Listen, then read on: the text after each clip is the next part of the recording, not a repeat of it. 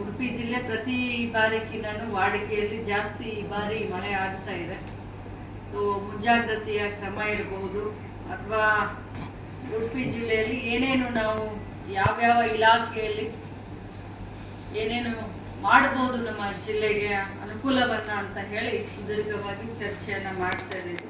ಪ್ರವಾಸೋದ್ಯಮ ಇಲಾಖೆ ಇರಬಹುದು, PPP ಮಾಡೆಲ್ ಮಾಡಿಕೊಂಡು ಪ್ರವಾಸೋದ್ಯಮ ಅದಕ್ಕೆ ಉತ್ತೇಜನವನ್ನು ನಮ್ಮ ಉಡುಪಿ ಜಿಲ್ಲೆಯಲ್ಲಿ ಕೊಡೋಣ ಅಂತ ಹೇಳಿ ಒಟ್ಟಾರೆಯಾಗಿ ಕರ್ನಾಟಕ ರಾಜ್ಯ ಸರ್ಕಾರದ ಅನೇಕ ಯೋಜನೆಗಳು ಏನಿದ್ದಾವೆ ಅವು ಜನರ ಮನೆ ಬಾಗಿಲಿಗೆ ಹೋಗ್ಬೇಕನ್ನೋದೇ ನಮ್ಮೆಲ್ಲರ ಒಂದು ಮುಖ್ಯ ಉದ್ದೇಶ ಆಗಿದೆ. ತಿಳ್ಕೊಳ್ಳೋಕೆ ಪ್ರಯತ್ನ ಪಟ್ಟು ಅಧಿಕಾರಿಗಳಿಗೂ ಕೂಡ ಸಲಹೆ ಸೂಚನೆಯನ್ನು ಕೊಡುವಂಥ ಪ್ರಯತ್ನವನ್ನು ನಾವು ಮಾಡ್ತೇವೆ.